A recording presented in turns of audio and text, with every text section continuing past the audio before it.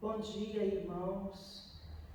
Hoje é um dia especial, o Dia das Mães. Nós estamos aqui na Escola Dominical. Nós vamos ter uma aula especial, que é também uma homenagem às mães. E eu quero ler com vocês, convidar vocês para que abram a Bíblia em casa. O primeiro livro de Samuel, capítulo 1, os versículos de 1 a 18. E a palavra de Deus fala para nós assim. Essa é a história de Ana, né? Personagem bem conhecido nosso. E diz assim a história, texto bíblico. Houve um homem de Ramataim Zofim, da região montanhosa de Efraim, cujo nome era Eucana, filho de Jeroão, filho de Eliú, filho de Toú, filho de Zuf, efraimita.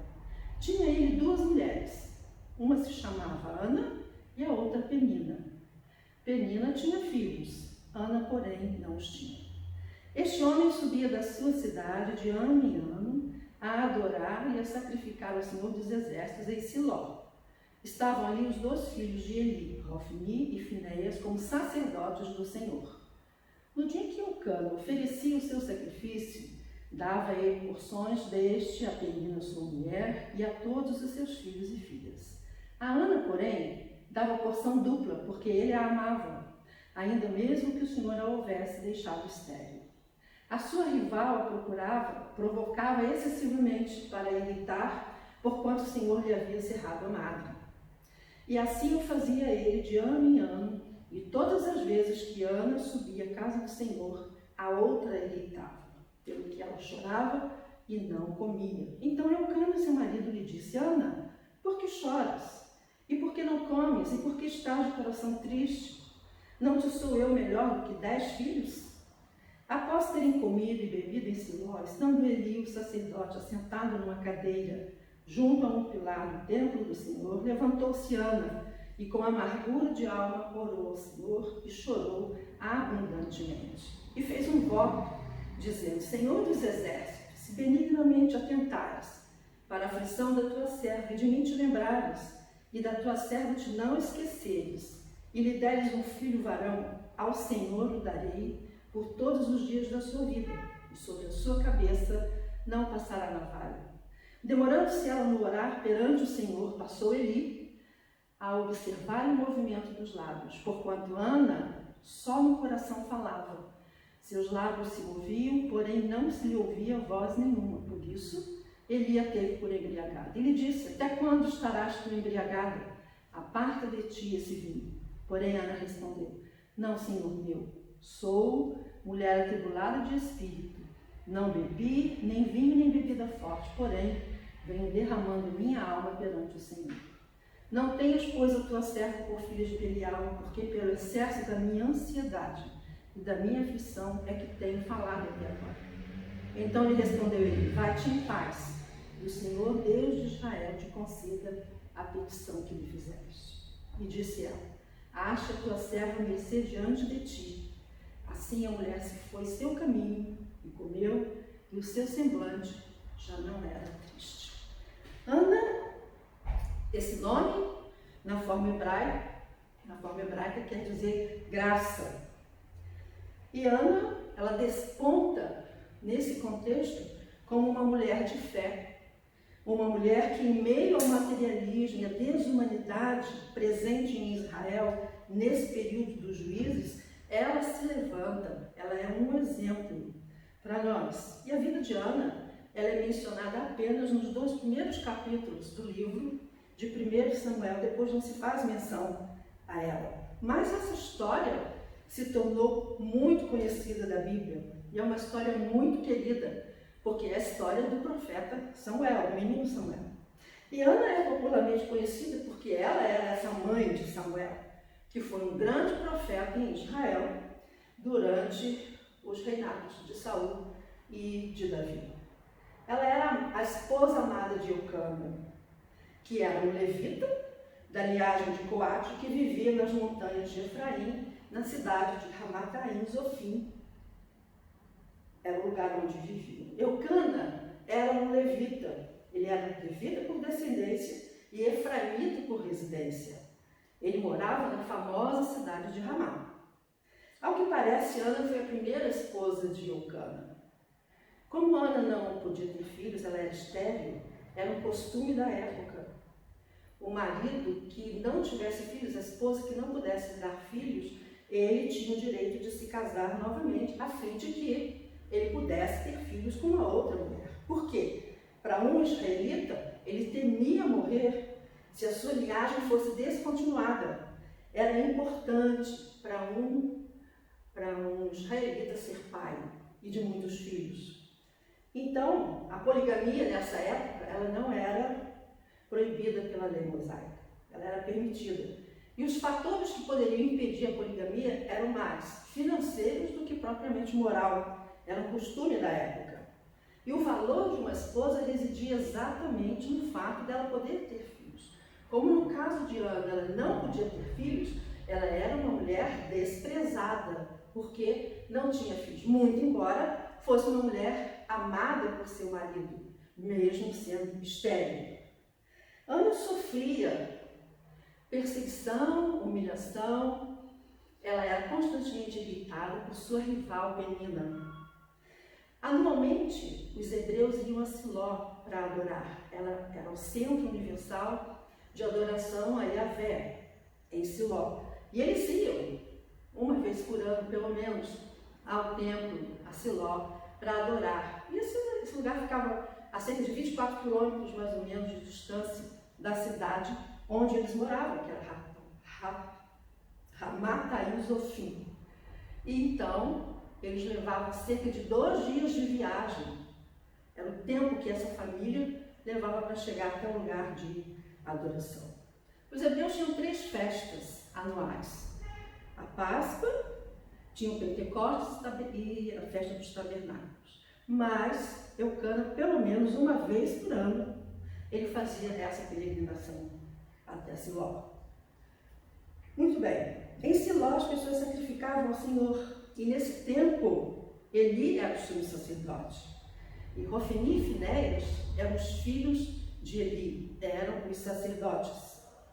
Certo ano, a perseguição a Ana, quando subiam ao lugar de adoração, todos os anos, como nós dissemos, certo ano essa perseguição a Ana, essa humilhação, a afronta e a vergonha que Penina causava a Ana foi tão intensa que Ana não fazia outra coisa a não ser chorar e tinha sua alma muito angustiada. Foi quando ela então decidiu ir ao templo e ali orar e apresentar ao Senhor a sua causa e a sua dor.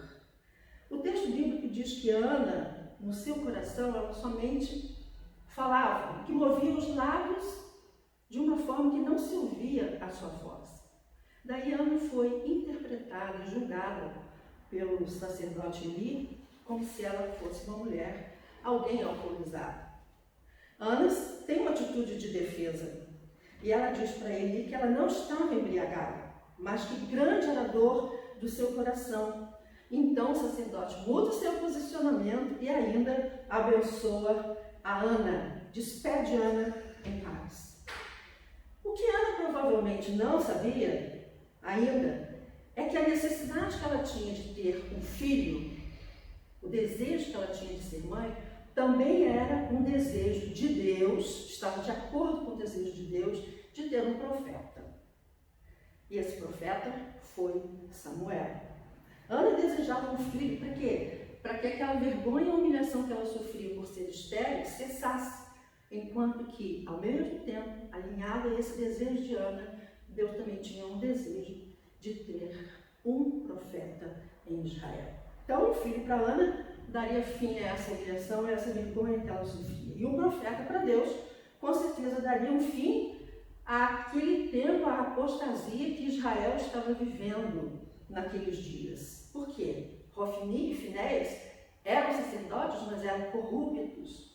Eles não faziam aquilo que agradava a Deus. Uma vez que ele havia sido já advertido pelo próprio Deus, por causa da conduta dos seus filhos, ele não disciplina, não corrige, e esses filhos continuam com as práticas e as ações que desagradavam a Deus e que não eram condizentes com o sacerdócio voto que eles deveriam exercer. E Ana ora, e Ana clama, e Ana faz um voto ao Senhor. E esse voto dizia que, se Deus desse a ela um filho, se realizasse o desejo do coração dela, ela daria esse filho ao Senhor. E esse filho deveria viver todos os dias da sua vida no templo para servir ao Senhor.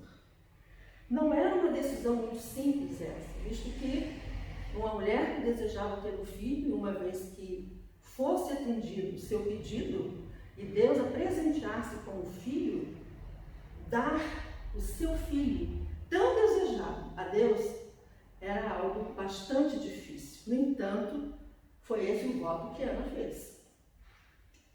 Uma outra questão também interessante é que ela fez o voto, mas o filho não era só dela. O filho também era de Eucana. E, naquela época, se o marido não concordasse com o voto que a mulher fazia, ele tinha o direito de anular esse voto. Mas Eucana não tem essa atitude. Eucana, por amor a Deus e por amor à sua esposa Ana, ele dedica ao seu filho. Ele tem esse desejo também, ele concorda em entregar o seu filho, ou seja, de sacrificar o seu desejo em favor de Deus e em favor de Ana, a sua esposa. É admirável essa atitude de Eucana em concordar, em entregar o seu filho primogênito. E Eucana estava entregando o seu menino como um sacrifício vivo ao Senhor. Isso é tremendo, né? Maravilhoso. É interessante notar, por exemplo, que todo esse processo que Ana viveu serviu para que a fé de Ana fosse fortalecida, houvesse um crescimento espiritual na vida dessa mulher. Ela se alegrou certamente pelo fato da sua oração ser atendida, ser ouvida e atendida.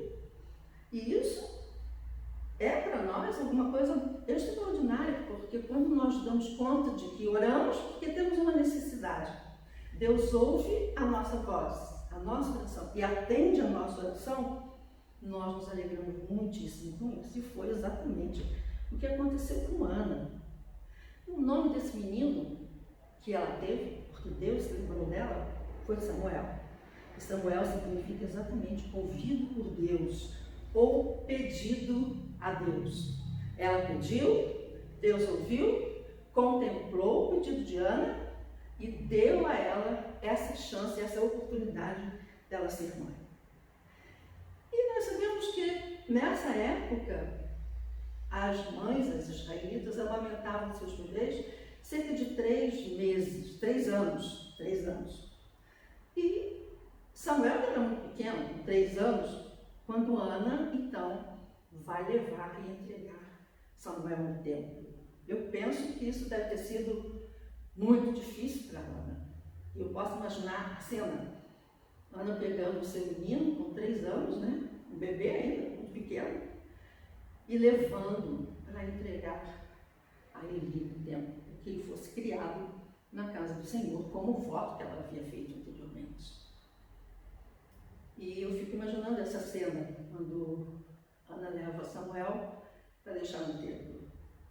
Quem sabe, enquanto ela falava com Eli, fazendo-o se lembrar de que ela era aquela mulher que havia estado lá anteriormente, que chorava, que orava, que pedia a Deus esse presente que agora Deus havia concedido, ela estava levando e devolvendo ao Senhor, entregando no altar para que ele fosse criado na casa do Senhor. E quem sabe, enquanto ela conversava com Eli, Samuel sem entender, possivelmente, né? E agarrado, quem sabe, na saia da sua mãe, sem entender muito bem o que estava acontecendo, e dali em diante, ele ficar no templo e ser separado da sua mãe. Isso deve ter sido bastante difícil, sobretudo para nós, mães, nós não conseguimos imaginar os nossos filhos sendo separados de nós. Para nós isso é muito difícil. E para Ana não deve ter sido diferente, com certeza. Então, após ter sido desmamado, Ana leva esse menino, entrega no altar do Senhor e entrega para Eli. E é uma atitude muito corajosa da parte de Ana, a gente já te convida. Por quê?